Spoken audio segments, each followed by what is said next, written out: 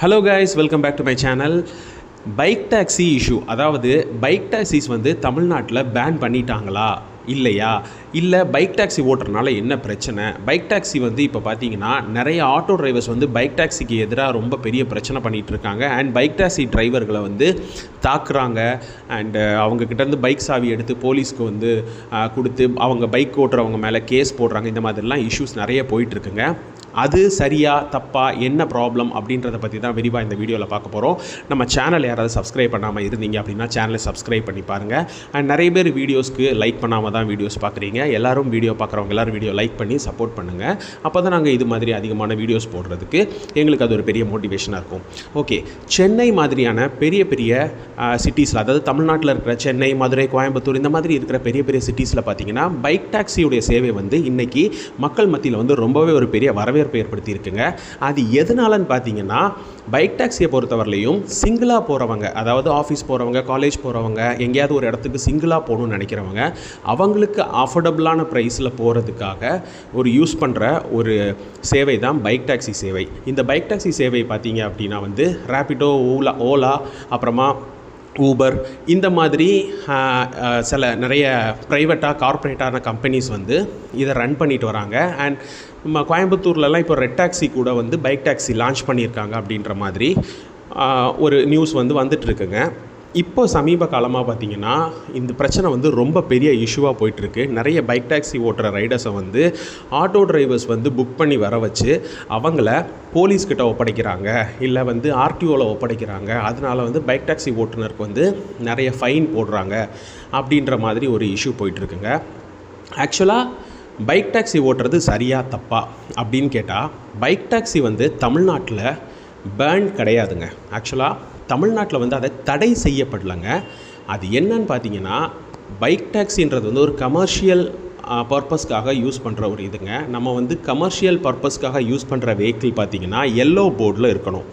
நம்ம வந்து இப்போ நீங்கள் ஓலா, ஊபர், டாக்ஸிஸ் பார்த்திங்கன்னா தெரியும், எல்லோ போர்டில் இருக்கும். ஸோ ஒயிட் போர்டு அப்படின்றது வந்து நம்ம தனியாக நம்மளுடைய பர்சனல் யூஸுக்காக யூஸ் பண்ணுற ஒரு வெஹிக்கிளுக்கு தான் ஒயிட் கலர் போர்டு இருக்கணும். இப்போ நம்ம யூஸ் பண்ணுற, அதாவது பைக் டாக்ஸிக்கு யூஸ் பண்ணுற எல்லா வெஹிக்கிளும் வந்து ஒயிட் போர்டை யூஸ் பண்ணுறதுனால மோட்டார் ஆக்ட் சட்டத்தின்படி, அதாவது மோட்டார் வெஹிக்கிள் ஆக்ட் சட்டத்தின்படி அது வந்து தவறு, அதை யூஸ் பண்ணக்கூடாது தான்.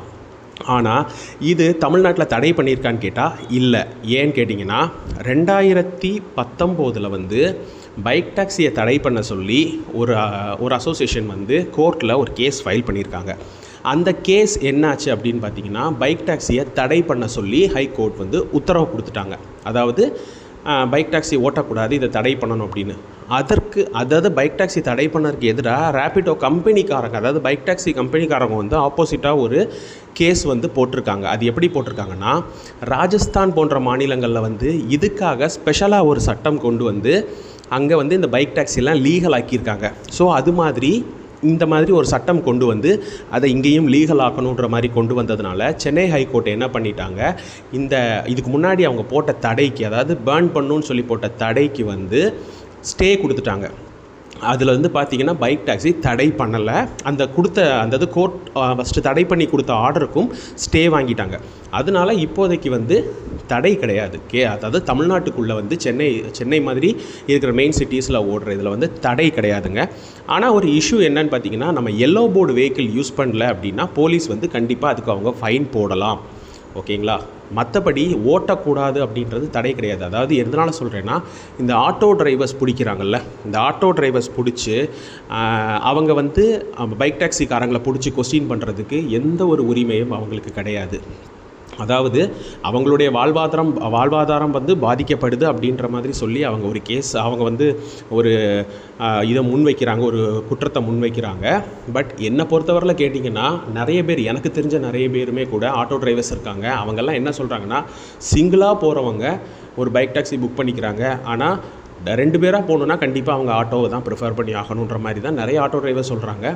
இன்னும் நிறைய பேர் வந்து இது புரியாமல் அவங்களுடைய வாழ்வாதாரம் பாதிக்கப்படுது அப்படின்னு சொல்கிறாங்க. பட் இப்போதைக்கு பார்த்தீங்கன்னா, பைக் டாக்ஸி ஓட்டுறவங்க யாராவது இருந்தீங்கன்னா, ஆட்டோ டிரைவர்ஸ் உங்களை பிடிச்சாங்க அப்படின்னா அவங்கக்கிட்ட நீங்கள் சொல்லலாம், உங்களுக்கு வந்து பிடிக்கிறதுக்கான உரிமை கிடையாது. அப்படி இல்லைன்னா பக்கத்தில் இருக்கிற போலீஸ் ஸ்டேஷனுக்கு கூட்டிகிட்டு போகலாம். அவங்க உங்கள் மேலே கை வைக்கிறாங்க, உங்களை அடிக்கிறாங்க அப்படின்னா கண்டிப்பாக அவங்க மேலே ஆக்ஷன் எடுக்கிறதுக்கான ரூல்ஸ் வந்து நிறையவே இருக்குது. அவங்கள வந்து போலீஸ்கிட்ட போயிட்டு நான் இந்த மாதிரி பைக் டாக்ஸி இந்த கம்பெனியில் நான் பைக் டாக்ஸி ஓட்டுறேங்க, அதுக்காக என்னை வந்து இவங்க அடிச்சிட்டாங்க அப்படின்னு ஆதாரபூர்வமாக நீங்கள் கொடுத்தீங்கன்னா கண்டிப்பாக அவங்க மேலே ஆக்ஷன் எடுக்கிறதுக்கான நிறைய வழி இருக்குங்க. ஓகேங்களா? இதுலேருந்து என்ன தெரியுதுன்னா, பைக் டாக்ஸி வந்து ஆட்டோ டிரைவர்ஸ் பிடிக்கிறதுக்கான எந்த ஒரு உரிமையும் அவங்களுக்கு கிடையாது. இதுவே உங்களை வந்து நீங்கள் பைக் டாக்ஸி ஓட்டுறப்போ ஒரு ஆர்டிஓவோ இல்லை ஒரு போலீஸோ, ஒரு டிராஃபிக் போலீஸோ இல்லை ஒரு போலீஸோ பிடிச்சி உங்ககிட்ட கேட்குறாங்க அப்படின்னா, உங்களுடைய வண்டியோடைய டீட்டெயில்ஸ் எல்லாம் செக் பண்ணிவிட்டு உங்களை விடுறாங்க அப்படின்னா ஓகே. இல்லைன்னா நீங்கள் ரேப்பிடோ ஓட்டுறதுக்கு ஆதாரமாக உங்களோட வண்டியில் வந்து அந்த எல்லோ போர்டு இல்லாததுனால நீங்கள் அதை ஓட்டக்கூடாது அப்படின்ற மாதிரி அவங்க உங்கள் மேலே கேஸ் ஃபைல் பண்ணுறாங்கன்னா நீங்கள் கண்டிப்பாக அந்த கேஸுக்கான ஃபைனை கட்டி தான் நீங்கள் வண்டி வெளியே எடுக்க முடியும். ஸோ ஆட்டோ டிரைவர்ஸ் பிடிச்சாவோ இல்லை ஆட்டோ டிரைவர்ஸ் தாக்குனாலோ கண்டிப்பாக நீங்கள் அவங்க மேலே கேஸ் ஃபைல் பண்ணலாம். ஓகேங்களா?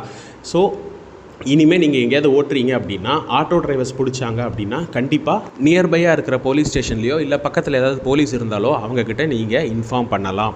ஓகேங்களா? அண்ட் நீங்கள் ஓட்டும்போது ரேப்பிடோ ஓட்டும்போது வண்டியில் உங்களுடைய வண்டி டாக்குமெண்ட்லேருந்து கோரைடர்ஸ்க்கு ஹெல்மெட் வரைக்கும் எல்லாமே ப்ராப்பராக வச்சு ஓட்டுங்க. அண்ட் ஆர்டிஓவோ போலீஸோ உங்களை பிடிச்சா கண்டிப்பாக ஃபைன் கட்ட வேண்டியது வரும். ஏன்னா நம்ம எல்லோ போர்டு வண்டி இல்லாமல் ஓன் போர்டு வண்டி இந்த மாதிரி கமர்ஷியல் பர்பஸ்க்கு யூஸ் பண்ணுறது தப்பு தான். ஸோ இதுக்காக இப்போ ரேப்பிடோ கம்பெனி சைடில் இருந்தும் இந்த மாதிரி பைக் டாக்ஸி கம்பெனி சைடில் இருந்தும் கவர்மெண்ட் கிட்ட வந்து நிறைய புதுசாக ஒரு ஆக்ட் கொண்டு வர மாதிரி சொல்லியிருக்காங்க. மேபி அந்த ஆக்ட் வரலாம், வந்து இதை லீகலைஸ் பண்ணாலும் பண்ணலாம், இல்லை இதை பேன் பண்ணாலும் பண்ணலாம். இப்போதைக்கு அதாவது இன்றைக்கி டேட்டுக்கு வந்து தமிழ்நாட்டில் இந்த சேவை வந்து பேன் பண்ணப்படல.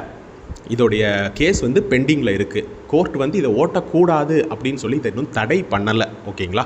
ஸோ இதுதான் இப்போ ரேப்பிடோ பைக் டாக்ஸிக்கு தமிழ்நாட்டினுடைய நிலை. இந்த மாதிரி யூஸ்ஃபுல்லான இன்ஃபர்மேஷன் பற்றி தெரிஞ்சுக்கிறதுக்காக நம்மளுடைய சேனலை சப்ஸ்கிரைப் பண்ணி வச்சுக்கோங்க. இன்னொரு வீடியோவில் சந்திக்கிறேன். Bye bye.